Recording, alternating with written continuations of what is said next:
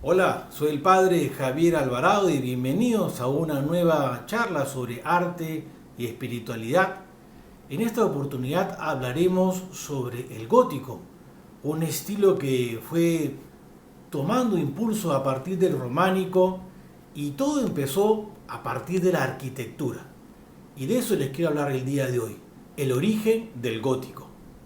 El hecho comenzó a partir de un interesante personaje. Estamos hablando de el abad Suger, un monje benedictino que estaba a la cabeza de la abadía de Saint-Denis, una abadía de arquitectura románica, y que él tenía mucho deseo de remodelar, queriendo hacer que entre mucho más luz a la iglesia de lo que hasta en ese momento habían podido tener. Estamos hablando de Francia, estamos hablando de la abadía de Saint-Denis en el siglo XII. Ahora bien, para entender todo esto necesitamos remontarnos al origen del terreno, por qué se construyó ahí la abadía de Saint-Denis. Y todo tiene origen en la historia en torno a este santo obispo de París, Saint-Denis, San Dionisio diríamos en español, que tuvo un martirio en una historia impresionante, impactante, que definitivamente caló hondo en la historia de la cristiandad de la Edad Media.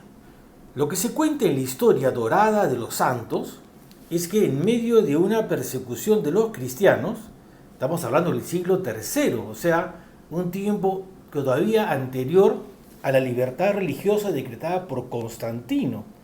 Entonces fue capturado este obispo, este santo obispo Saint-Denis, fue condenado a ser decapitado y cuando lo decapitaron, se cuenta que Saint-Denis recogió su propia cabeza del suelo y luego caminó 7 kilómetros desde Montmartre, donde fue martirizado, hasta el lugar que hoy se ha llamado Saint-Denis, es decir, el lugar donde se desplomó cayendo muerto.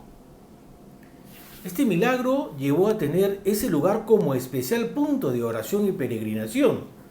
Es decir, paradójicamente hablando, fue un lugar con mucha vida y con una importancia cada vez más creciente. Con el paso de los años, la tumba se convirtió en un mausoleo. Y después siguieron pasando los años y en el siglo V aparece otro personaje importante en la fe católica, una santa, Santa Genoveva, una mujer que fue muy importante para París frente a la invasión de Atila y una mujer muy líder en París, en el París de su tiempo. Digo solo esto para resaltar que Santa Genoveva fue quien mandó a construir una iglesia dedicada al obispo Saint-Denis. Para que nos hagamos una idea de la importancia que esta santa tuvo en la historia de París, fue que ella ha sido declarada patrona de París, al igual que antes había sido declarado patrono de París Saint-Denis.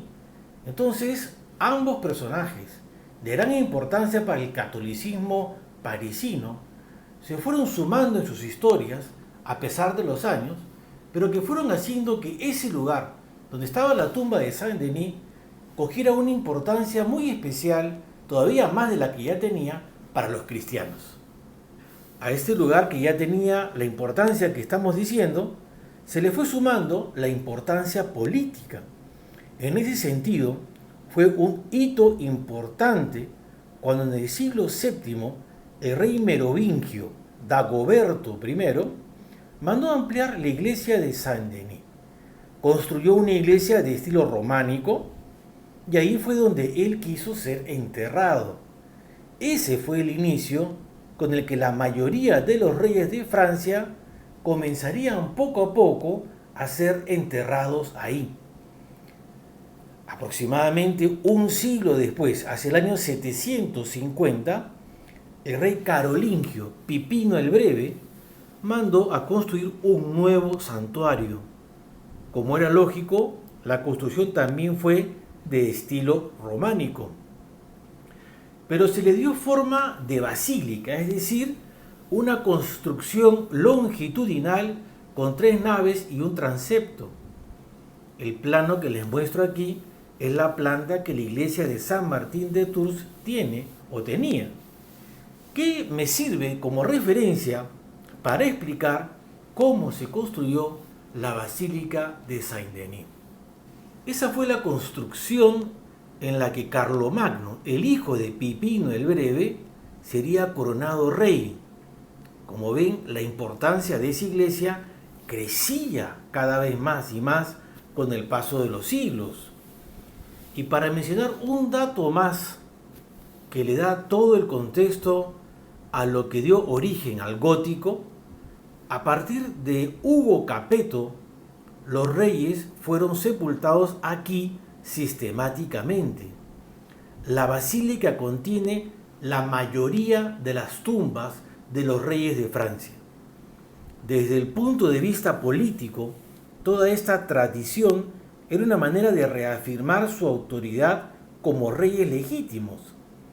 Desde el punto de vista espiritual, las diversas esculturas expresan la fe y la esperanza en la resurrección, el pensamiento de la fe católica.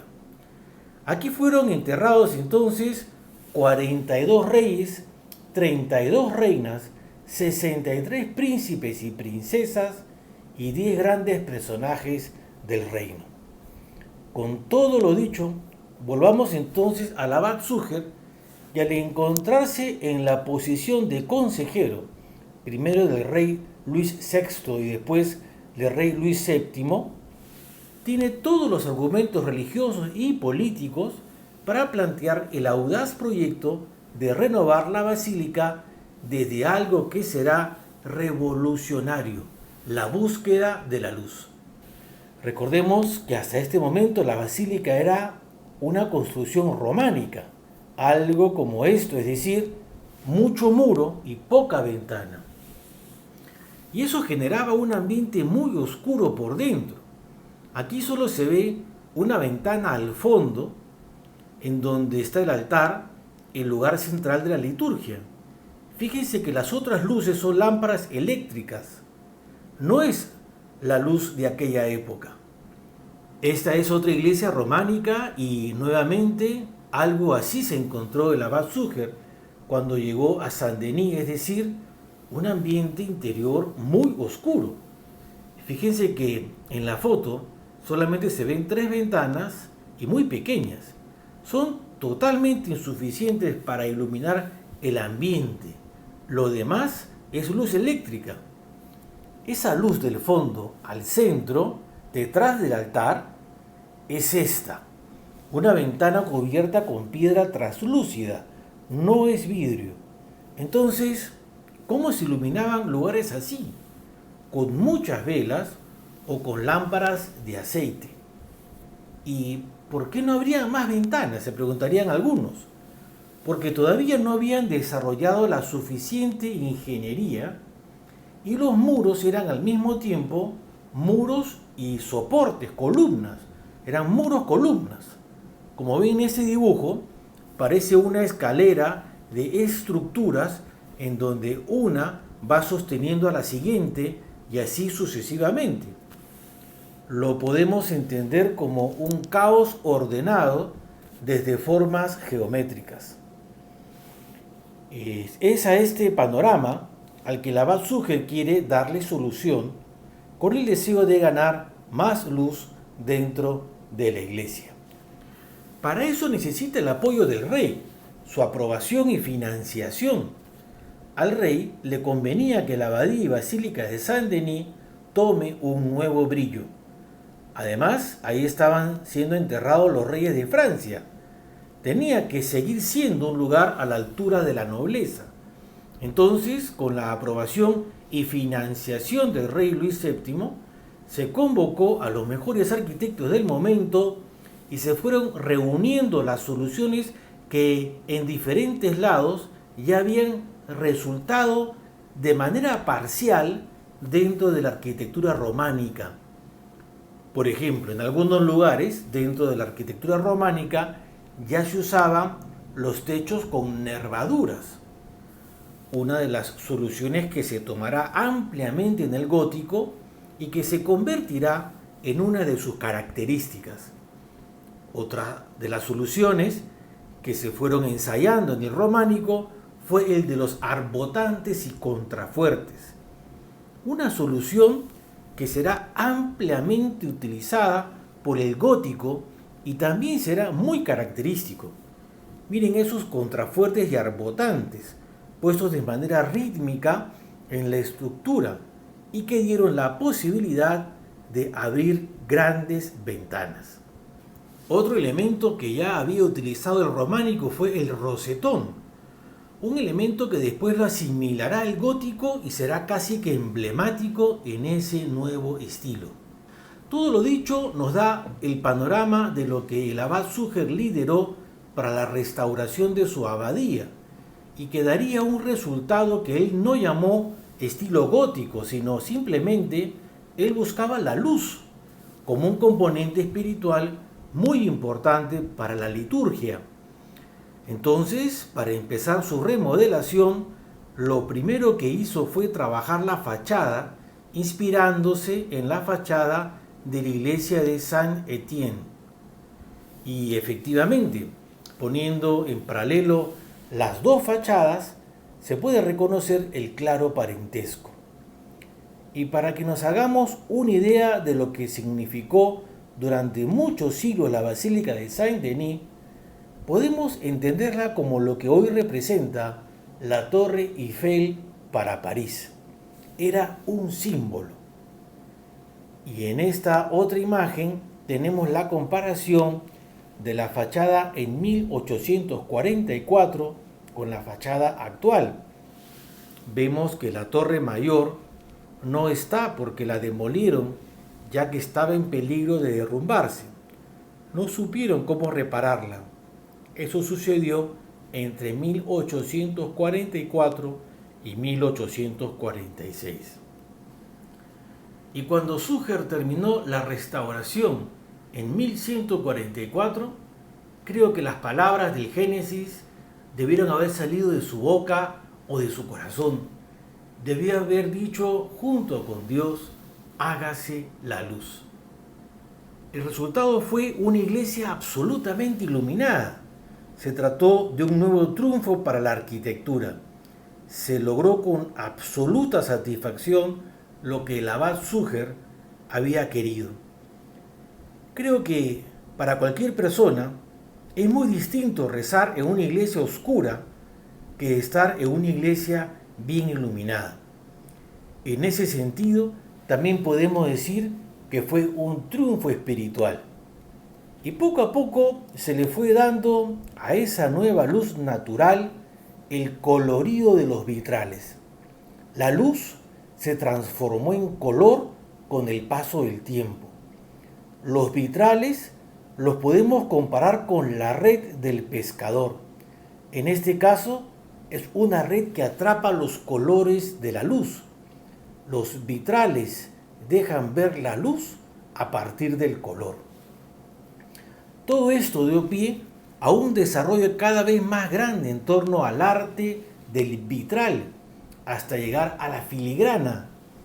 Y también se fue desarrollando la teología de la luz, una corriente de pensamiento dentro de la filosofía escolástica sobre la estética que identificaba la luz con la belleza de Dios y de todo lo celestial que lo rodea. La teología de la luz se desarrolló principalmente entre los siglos XIII y XIV, es decir, cuando esta propuesta arquitectónica ya se estaba expandiendo en Europa de una manera impresionante. Para que nos hagamos una idea, entre 1170 y 1270, o sea, en 100 años, los franceses construyeron más de 500 iglesias góticas. Esta es una de las imágenes espirituales que genera el gótico en Saint-Denis. Un hermoso símbolo, la luz de Dios a través del color, que toca la tumba de estos muertos y nos da el mensaje de la esperanza en la resurrección y la vida. En medio de toda esta propuesta luminosa, los rosetones tomaron un protagonismo especial. Aquí vemos un doble rosetón como parte de la fachada de la Catedral de Reims. Rosetón viene de la palabra rosa, entonces rosetón sería rosa gigante. Es como una rosa abierta. Los rosetones tienen una unidad temática. El tema lo marca la imagen que está al centro. Por ejemplo, aquí tenemos la imagen de Cristo resucitado y en un esquema de círculos concéntricos, es decir, desde lo más central hasta lo más periférico, se van colocando las otras imágenes. En este caso, las imágenes que siguen a la de Jesús son los 4 evangelistas: el hombre con alas, que es Mateo; el león con alas, que es San Marcos; el toro con alas, que es San Lucas; el águila, que es San Juan. Y en el círculo más extremo aparecen los 12 apóstoles. La estructura radial del rosetón la podemos interpretar como los rayos de la gracia y la bendición, en este caso a partir de la figura de Jesús. Aquí tenemos otro rosetón, esta vez dedicado al tema de la Virgen María. Tenemos la imagen muy alegre de la Virgen con el niño Jesús. Ambos están sonrientes, representados con mucho color además, en donde predomina el azul del cielo. Todo lo que se va retratando en los círculos concéntricos son alegorías de los nombres dedicados a la Virgen: pozo, agua, luna, estrella, palmera, rosa, lirio, incienso, lámpara, etc. Cada título tiene un significado espiritual y especial. Veamos ahora este rosetón para que sigamos conociendo las propuestas. Este rosetón está dedicado al tema del obispo San Remigio. En torno a él se representan los 7 dones del Espíritu Santo. A partir del siglo XIII, los rosetones fueron aumentando en tamaño y en complejidad en la decoración. Veamos el rosetón gótico más grande del mundo, el de la Catedral de Palma de Mallorca, en España. Mide 13 metros de diámetro y está formado por 1236 cristales de colores. No he encontrado ningún texto que explique el tema que representa este rosetón de manera específica. Solo he leído que contiene la estrella de David. Y cuando sumamos el círculo y la estrella dentro de la geometría sacra, juntamos el símbolo de lo divino, el círculo, con el símbolo de rey David, o sea, hace referencia al hijo de David, Jesús, el rey del universo y luz del mundo. Y fíjense qué especial cómo los colores de este rosetón se proyectan en la pared interior de la fachada principal. Esta posición exacta sucede solamente 2 veces al año: el 2 de febrero, el día de la Virgen de la Candelaria, y el 11 de noviembre, el día de San Martín de Tours. Y cuando se unen estas 2 luces, desde los rayos de la luz del Mediterráneo, una luz muy especial, se forma un 8, símbolo de un tiempo nuevo, la esperanza en la vida eterna. O también podemos hablar del símbolo del infinito como una señal que Dios está con nosotros y nos llama a la vida eterna, a la vida celestial. Volviendo a la Basílica de Saint-Denis, que el abad Suger remodeló, veamos esta zona que está detrás del altar principal, del altar mayor. Ahí están las reliquias del obispo mártir Saint-Denis, a quien le cortaron la cabeza. Este sitio se llama el deambulatorio, un lugar por donde se puede caminar y acceder a unas pequeñas capillas que están en el ábside. Los vitrales de esta zona del templo son más claros que los vitrales de la parte alta del templo. La razón es porque en la parte baja hay menos acceso a la luz natural y en la parte alta la luz entra más fuerte. Por eso la tonalidad de los colores varía según la altura en donde están colocados. Todo lo explicado nos ayuda a entender cuánto le debemos a este importante monje, el abad Suger, un gran representante de su tiempo. Para él, la contemplación de la belleza material permite elevarse al conocimiento de Dios. La iglesia de Saint-Denis se inauguró el 11 de junio de 1144, por supuesto, con la presencia del rey Luis VII. Este logro dio pie a que se construyan muchas iglesias góticas por toda Francia, como ya lo hemos dicho, y también por toda Europa. La catedral de Notre Dame de París se empezó a construir en 1163, inspirada en la abadía de Saint-Denis. Conforme se fue desarrollando el modelo gótico y seguir perfeccionando el arte de la luz que se había conquistado, vino después el esfuerzo de conquistar la altura, un símbolo de la unión entre el cielo y la tierra.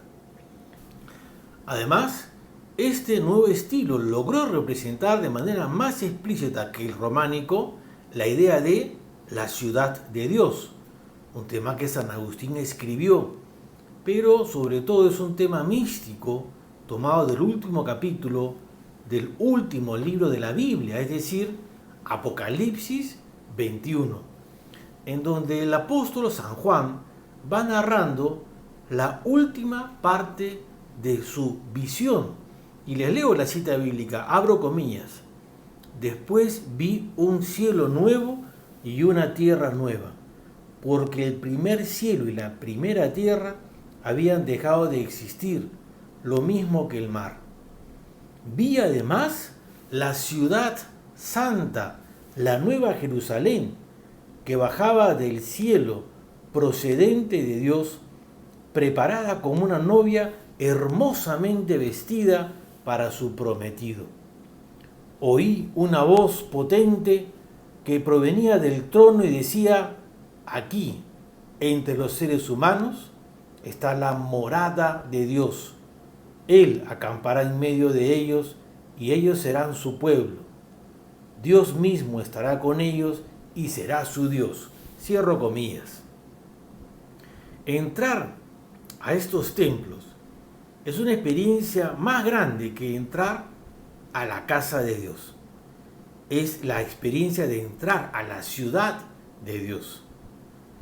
La combinación entre piedra y luz es muy simbólica para la fe.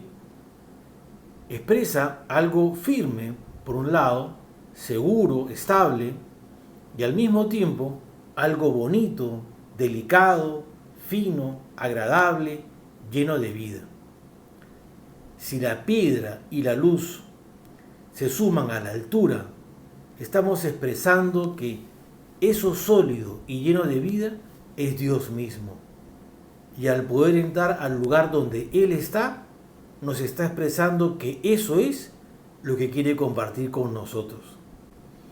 A pesar de todo esto, los renacentistas hablaban del gótico como el arte de los bárbaros, el arte de los germanos godos.